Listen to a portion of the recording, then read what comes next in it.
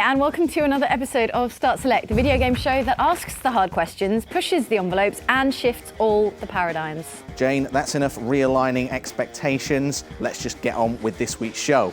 We're going to prod and poke the living legend that is Tim Schafer to find out what makes him tick. We get on with building of our epic gaming PC, along with some benchmark tests to see how fast everything runs.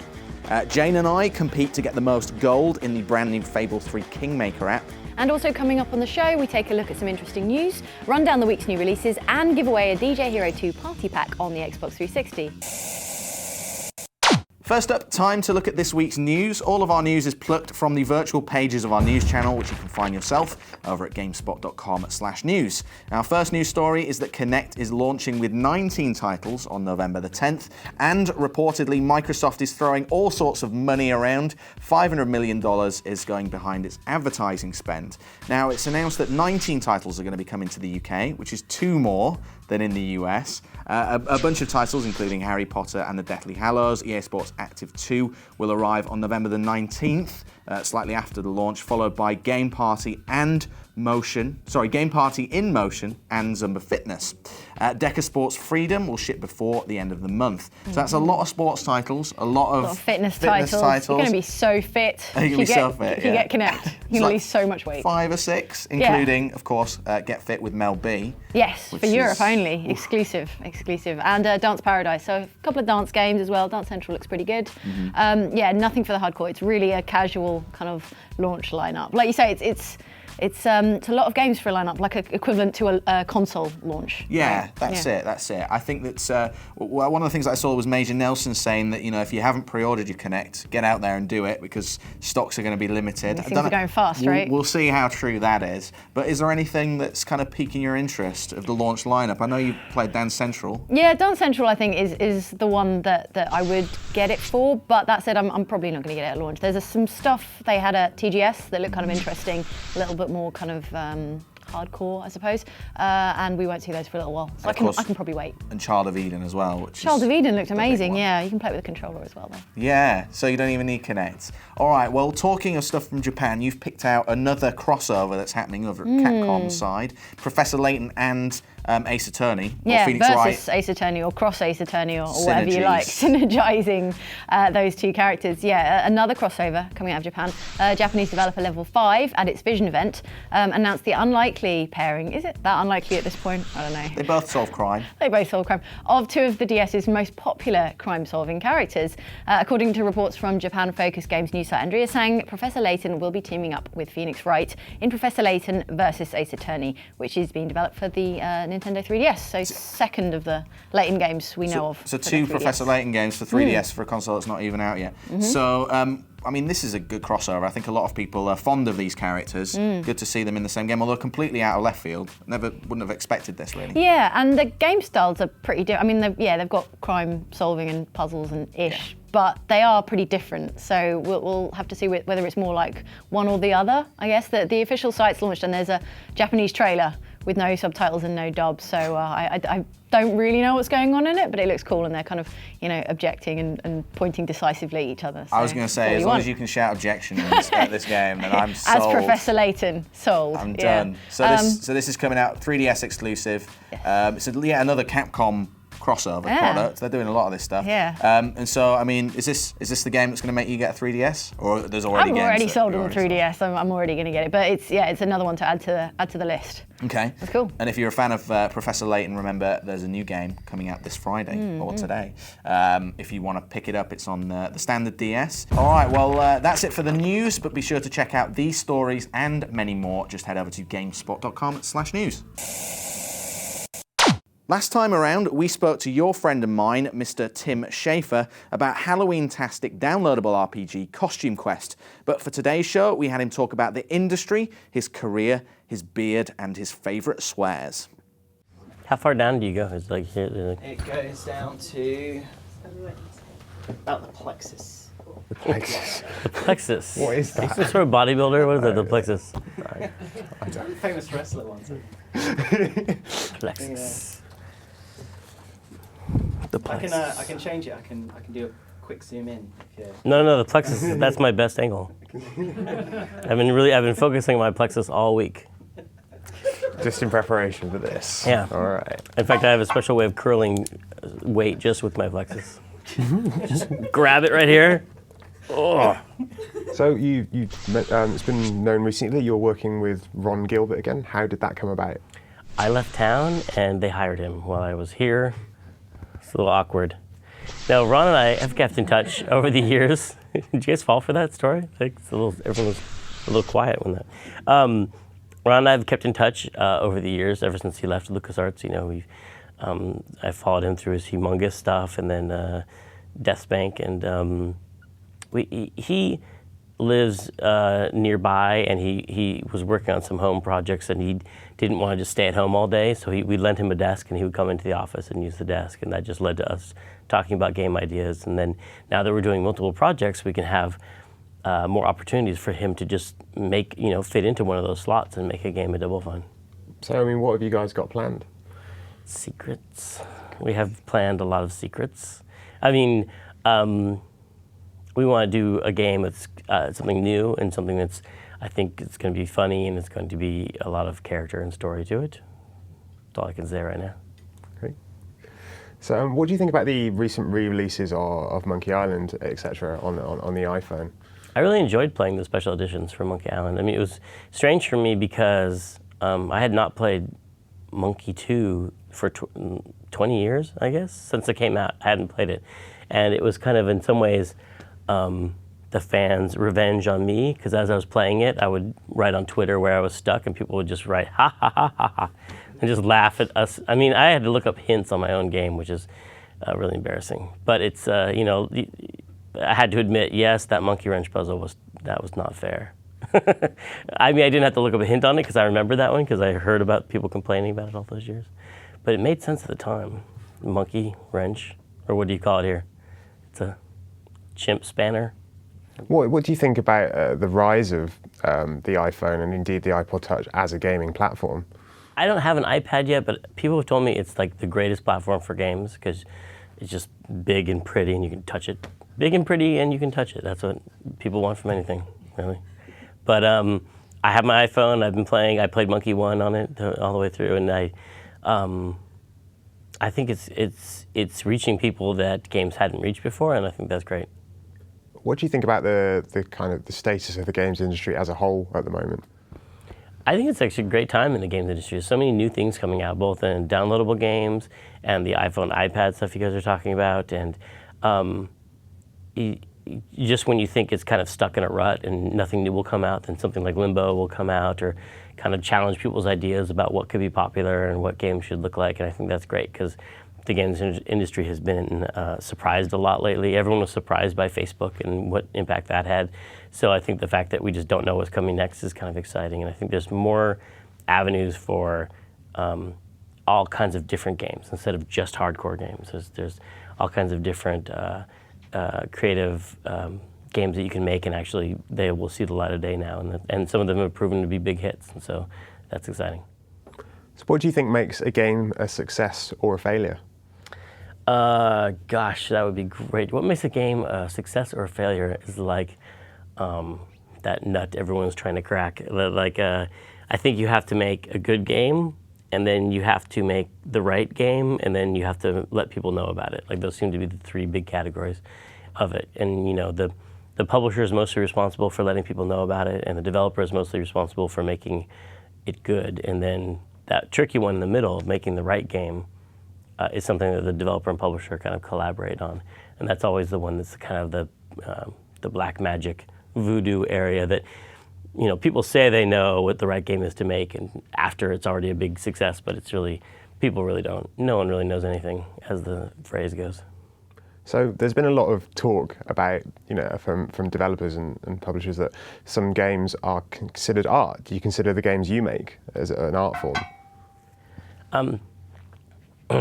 The whole games as art question is, yeah, I do. I mean, I do. I think if someone makes something and they think they're making art, then that is essentially the end of the argument. And then especially if someone playing a game considers it art, and the person making it and the person playing it both consider it art, there's really no need for a third person to come in and say it's not art.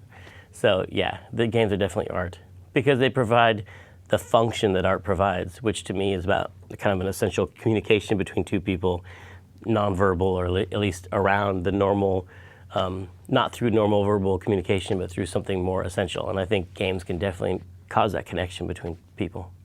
So what do you think about the relationship between publishers and developers? Is it a good one, and is there anything you would change about it? Not just because they're in the room or anything, but I would say it's great. It's terrible. No, it's the relationship between publishers and developers. That's a big, complicated issue. You could do a whole show about the relationship between publishers and developers. I think I've learned to have a better relationship with publishers over the years. Like our relationship with GHQ has been the smoothest we've ever had, and they've been really great to us. And I think every time we do a game, I learn a little bit something about it, because you really are partners, and the more your goals are aligned, the better your relationship is, and the better the game is in the end. Because you really ultimately both want the same thing in the end, for a great game to come out and do well. You ever thought about self-publishing a game? Self-publishing would be a lot of fun. There have been periods where we were kind of self-publishing both the first two games we made, because we were between publishers for a period, so it was a little bit like we were self-publishing. You need some money to do that. That's the tricky part about the whole self-publishing thing. What is something about yourself that would surprise people? My plexus. So that's kind of an in-joke here at the GameSpot studio that no one knows about. I'm really good at the yo-yo, but people might know that already. I'm obviously really famous for my yo-yo skills. Can you do splitting the atom? I can do splitting the atom. That's a hard one. You just did rock the cradle, though. Well, yeah, that's part of splitting. This is the international symbol for rock the cradle. Splitting the atom is this. Dara. What would be the consequences of working in the games industry and not having a beard? Oh, the consequence of working in the games industry and not having a beard, you really be putting your own safety at risk. And the beard is both a protective device and also a symbol of authority and wisdom. Did you see the gray on this? That's wisdom. There's wisdom just running out of my mouth because I speak so much wisdom all day long. So what would you... Yes! Oh, you broke me. What's your favourite swear word? That's another reader question. Balls. So this is the final question now. Final question. What advice would you give to aspiring developers out there? What advice would I give to aspiring developers? Aspiring developers. They are. Yeah, I don't know if they need my advice, because I've been hearing about all these indie games coming up, and it's just like two guys made the game and it sold 10 million copies, and now they're super rich. So I would like some advice from those guys. And like, how did you get so rich, you little punks? But other than that, I would say listen to the wisdom of the beard. Grow a beard. That's the first thing. Pick a favorite swear word, because someday someone will ask you, and you got to have it like that. Spend other people's money. That's always an important thing to do. And try to have fun. You're supposed to have fun making games. That's an important thing people forget. For this week's instalment of the Uber PC build, Mark and I jammed as many components as we could into the motherboard, installed Crysis and whatnot, and set about some serious benchmarking.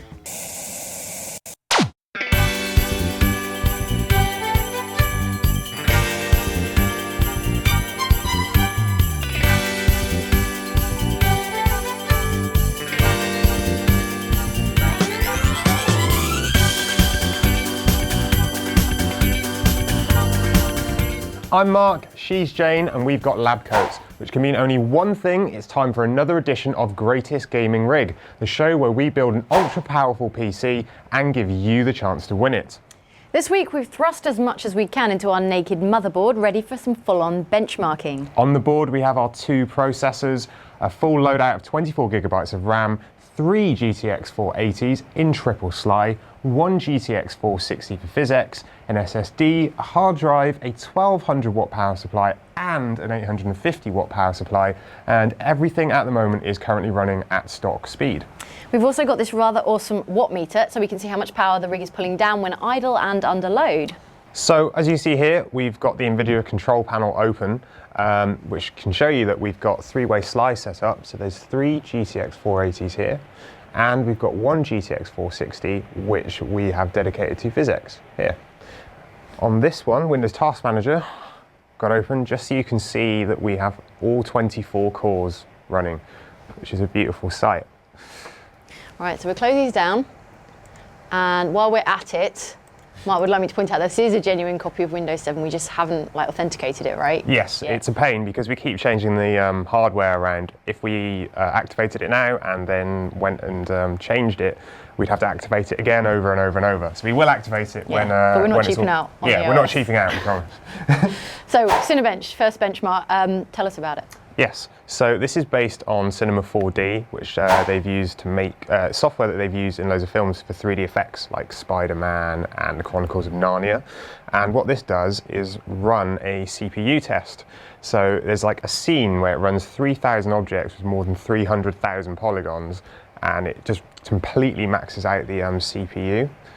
And yeah, it renders the entire scene. And if we run our watt meter now, you should be able to see that it's now pulling, 550 watts. And on the motherboard, we can see that the temperature of the CPUs has gone up to a toasty, well, it's nearly 38 degrees when it was rendering.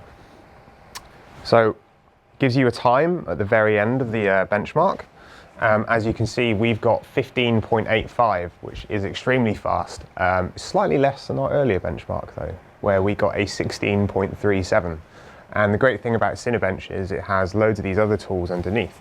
So you can see the scores of similar systems. So we've got an Intel Xeon down there, an 8-core system that got 11.69, all the way down to an i7 860, which got a mere 5. So the next one is Heaven Benchmark. Okay. So before we run it, we should probably say that what we've done is a DirectX 11 test, and we've basically maxed everything. In fact, if you see tessellation there, if you click that, we want it on extreme tessellation. extreme tessellation, and in fact, anti-aliasing. Let's turn that up to 8 times. 8 times. And the one above it as well. Crank that up. Yep. To 16. There we go. And then hit run. Run. Yes. So now that's running, you can see our computer's hit 950, peaking 950 watts, which is a lot. It's a hell of a lot. We know that we could get it to peak more than that as well if we run even harder stuff on this, which we will do. So, but I think that's pretty impressive. All right, so benchmark done, and we've got average frames per second about 66.4, and we've got a score of 1,674, and I'm told everything above 1,200 is pretty sweet, right? It's very sweet, that score, very sweet. And dipping to 18 or so frames per second at minimum, maximum is about 130 frames a second. Basically, epic. Epic, right. Scores. All right, we're going to stop benchmarking now and play some games because we are GameSpot after all, and this is what we do. Yes. All right.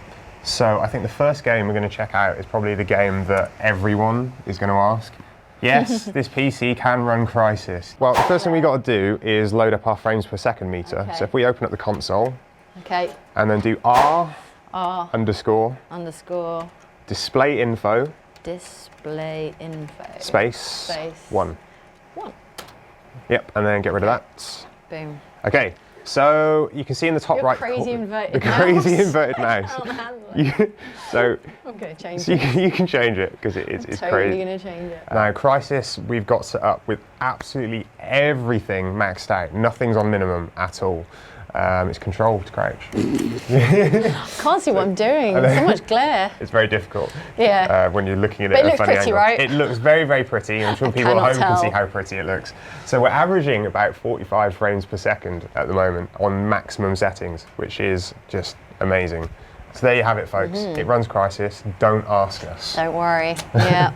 This is the next game we're trying out is Batman Arkham Asylum. The reason we're trying out this game is because it has dedicated PhysX support. So what we've done in the settings for the game is, again, max out all the graphics And we've also enabled PhysX to run on our single GTX 460, which really, really helps with the frame rate. So yeah, as you can see, it looks amazing. You've got all these lighting effects in there. And if you compare this to the console version of the game as well, there's far more kind of blur and different kind of like lighting animations in there that are just missing, particularly from the Xbox version, we've noticed.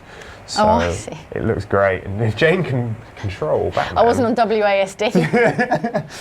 We on are the keys pros. next to them. We do play games quite often, we promise. Okay, so now we've got out of that, let's actually run the benchmark from Batman Arkham Asylum and see what kind of score we get on this system. So all this benchmark does is it runs through some of the different environments in the game, shows off some of the lighting effects.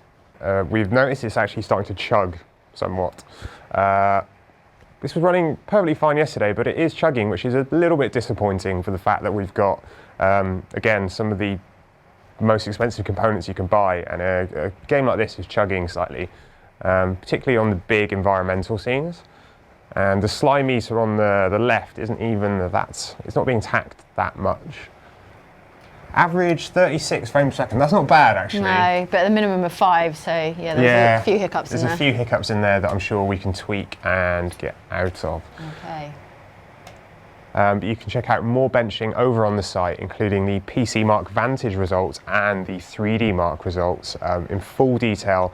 We'll provide all the frames per second, etc., times, graphs. We'll put graphs on there and everything. It'll be great. So you can go to tinyurl.com/GSUKPCComp, where you can enter the competition and find a link to the blog where the benchmark results will be. Don't forget you have the chance to win this entire rig, complete with its mind-bending processing power and awesome accessory bundle. All you have to do to win this amazing prize is tell us how much you think the rig would cost in total if you got all the parts at standard price, and as a tiebreaker, tell us in 50 words or less why you think you deserve it. You can enter the competition over on the site and read more about the build over on the hardware blog. Just head over to tinyurl.com/GSUKPCComp to find out more. To enter, you have to be over 13 and a UK resident, and the competition is subject to our normal terms and conditions. Time for a bit of feedback from the site. Another 110 asks, Says, build is looking great. I was just wondering, will the added Corsair AX850 PSU affect people who have already entered? no. No, it won't. How not? Did you get it for free? How not?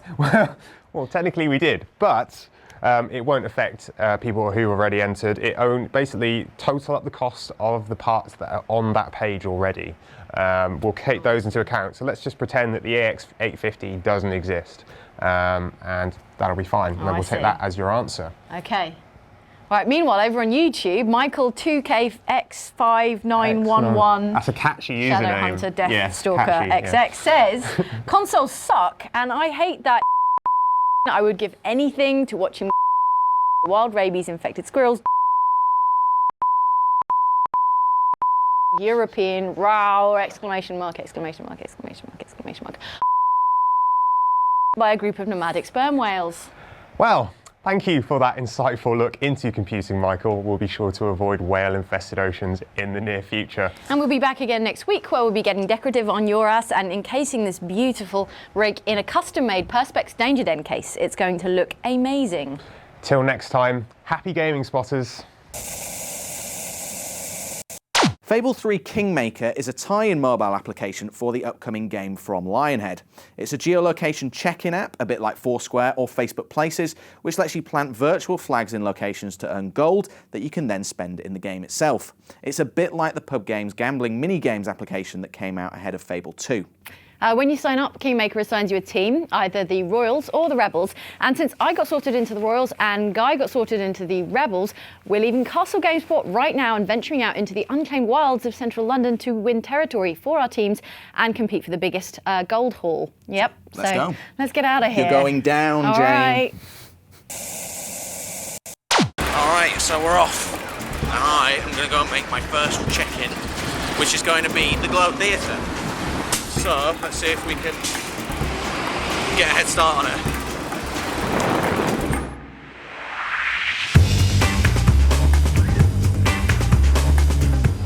So we're on a bus at last, I'm with Seb, and we'll be covering more ground than Guy, but we're entirely at the will of the big bus tour. These streets are mine. I know them inside out while Jane is getting chauffeured around by a big bus. and check in to some places in Fable 3 Kingmaker. The closest is the Design Museum and the Tea and Coffee Museum, UK. The Museum of Tea and Coffee. How do I refresh that? Who wants to see a museum of tea? I can plant a flag. I'll plant a flag while we're here. Flag planted. There you go, I made 50 gold. 50 gold up. One thing that the app doesn't tell you particularly well is where they are exactly. It's not like Google Maps, which is fairly accurate. So basically, we're here at the Shakespeare's Globe Theatre. I think maybe it's around the corner. Hold on. This is a nightmare. Yes, I got 2,050 gold coins. Bank of England has a treasure chest, which is 5,000 gold. If we don't pass within 50 metres of the Bank of England, I'm going to cry. Yes, there's the London Eye. I can go and get some stuff at the London Eye. Let's go over there. The London Eye. Now, one thing I have to do is make sure I actually watch the road while I'm doing this. Otherwise, I won't be checking in anywhere apart from a hospital. So, guy hasn't called, and we're pretty sure it's because he's having such an amazing time collecting gold. And not because he's come off his bike and died in central London somewhere. If I die, I think this may be either Jane or Seb's fault. Jane for coming up with this idea, and Seb for setting up this camera. We're actually accelerating away from the treasure right now. This is the worst idea. I'm going to give Jane a call, see how she's getting on. Right, what are you on? How much you got altogether? 9,050, Jesus. He's on 9,000 gold. I think bike was really the way to go with this. Okay, we bailed on the bus because it's not working. We've sailed past so much treasure, but within like 300, 400 metres, which is no good. We need to be 50 metres away. So we're actually just going to go and hike over to the London Eye and try and pick up some treasure and claw it back from Guy. The icon is red now, which means we can actually collect this goddamn treasure. Claim treasure. You have now 9,600 gold coins. Okay, we're catching up. The Kingmaker app allows you to check in at game stores conveniently, so you can buy the game or pre-order the game. I'm going to go and check in up there. The major treasure looks like it's at a place called Ben Uri. So you can see over here, there's a lot of Greenpeace protesters. Come on, Churchill, give me my gold. Oh, no. It's just starting to rain and things are looking desperate, but we are at Banqueting House apparently. I guess this is where they banquet, and I'm totally going to check in and claim all that gold. Claimed. All right, 11,650. Onward. So Ben Uri should be around here somewhere. What? Yes. It's letting me claim it. I'm right on top of it. I'm gonna plant a flag to celebrate. Yes. Okay, time's up. It's been an hour. We've got 11,650 gold, and then we came to Nelson's column and thought he'd have some gold for us, but there is no gold here. So we're going to head back to base and see how much Guy's got, and I suspect he's got a little more. And we're back. So you won, Guy. I think you got all the golds. I didn't just win, Jen. I won with a pink phone. Yeah, Your pink phone. I know, right? That's extra I had to credit. lend you that. Okay. Yeah, I thought it was a good game. I'm impressed with it. I was a Foursquare addict. I've gone cold turkey off that now. The problem with this is that it doesn't really guide you to where you need to go. So you need to know where these places are. And actually, one of the biggest treasures that I found was at a museum in Soho that I didn't know existed, and really had to. You have to be very accurate when you check in. Yeah, and there is a map. There's integrated maps, but they're not very well integrated. Not very well integrated is a nice way of saying they're rubbish. Yes. So you click on it. It doesn't really tell you what direction to head in. My tactic was to go and find the places that I knew. So like the London Eye was one of them. Mm-hmm. There's a big stash of gold at the London Eye. Yeah, actually. it's $5,000 at the London Eye. Yeah, I think that's what won it for me, to be honest. But yeah, I think it's a good idea. I've got enough gold now to buy a house of cards, whatever that is. Is that an actual house of cards? No, I'm sure it's a real house. But I need more gold if I'm going to buy a king's jacket. Fair enough. So that seems hard work. Yeah. Thing is, though, Foursquare doesn't get you gold. Facebook Places doesn't get you gold. This gets you gold. And the Rebels are winning. Yeah. So my team's winning. it's all good for you guys. So what do you think? Did you enjoy doing it at least? Did you Yeah, have a good time? it's good fun, and I'm really psyched to not be a pauper when I start playing Fable 3 very soon. You can go and buy yourself a pint of beer at least. I mean, Yeah, that's 50 gold. 50 Do you think you're going to be doing it after this experiment, or are you going to be? We'll see, because there's still a career system in Fable 3. So we'll see whether it's easier to earn money in the game or outside of the game, or how they're going to support the service after the game actually launches. So I imagine it'll keep running. Okay. Maybe? I don't know. I think the Pub it will. Games things did it? No, it didn't actually, and I think that with this one, I don't know what they've said, whether they're going to continue doing it. But the thing that I say about it before is how accurate you have to be. You have to actually. There was at one point where I was outside, well, pretty much Downing Street, with a camera attached to my bike, talking to a camera. I looked like a mentalist, and That's when they called out the police marksman. That's when I was concerned almost that I was on doing things that I shouldn't. Anything for the gold. Yeah, but Yeah. I think I'm going to give it up. I think I've had enough of this game. Okay, But okay. you can find out more, right? You can download it for your various devices. Just go to the Fable3Kingmaker.com, indeed. Cool. Yeah. Hey you like new games? Well, coming out this week are a lot of new games, but we've picked out the 2 biggest ones that we think are worthy of your attention. The first is Fallout New Vegas on the PS3, PC and 360, and the latest game in the post-nuclear RPG series is being developed by many members of the Fallout 1 and 2 team at Obsidian Entertainment, using the Fallout 3 engine, in fact. You might have guessed it's set in the ruins of Las Vegas.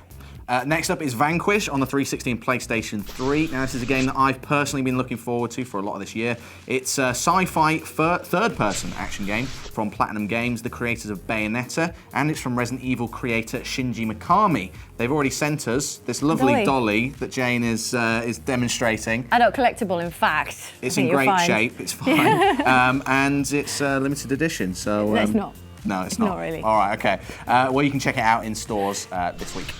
Also out this week, we've got Buzz, the Ultimate Music Quiz on PS3. Also, Nintendo DSi XL 25th Anniversary Special Edition, which is a special version of the console, along with New Super Mario Bros. What's special about it? It's got a different colour. Okay, and Lego Universe, the Lego MMO for PC. New Carnival Funfair Games. If Carnival Funfair Games wasn't enough for you, then this is the new version, and it's on Wii and DS. And if Carnival Funfair isn't your thing, Saw 2 Flesh and Blood is on the PS3 and 360. You can get your wiki on with DJ Hero 2 on PlayStation 3, Xbox 360 and Wii, and we'll be giving a party pack away at the end of the show. And then there's EA Sports MMA on 360 and PS3. And finally, probably the highlight of the bunch, Professor Layton and the Lost Future is hitting the Nintendo DS.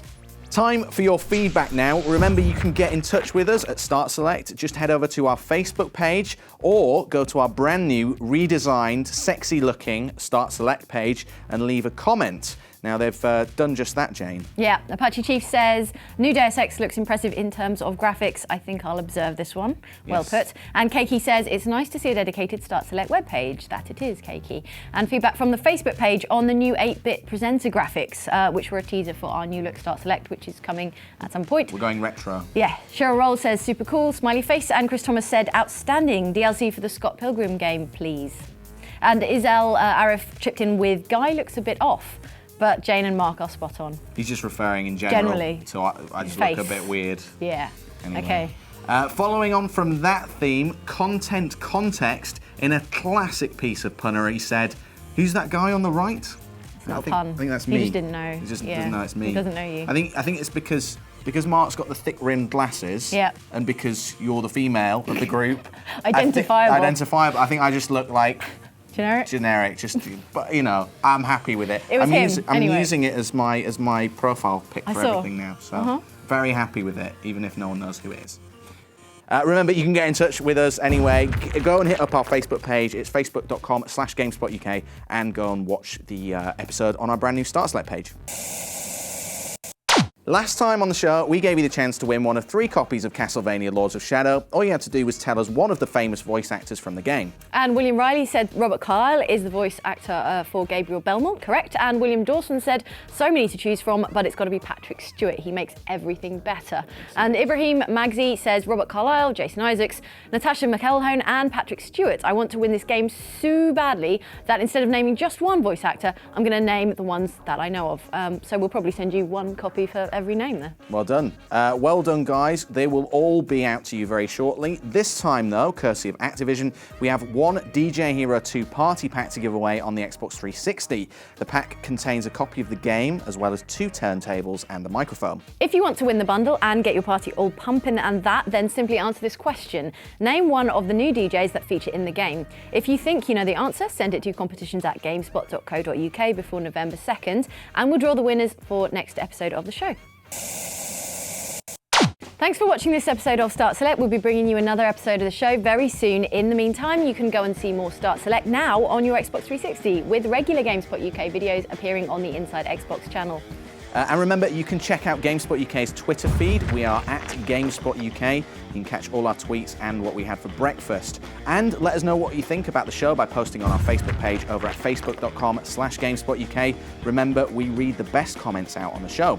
We'll see you next time.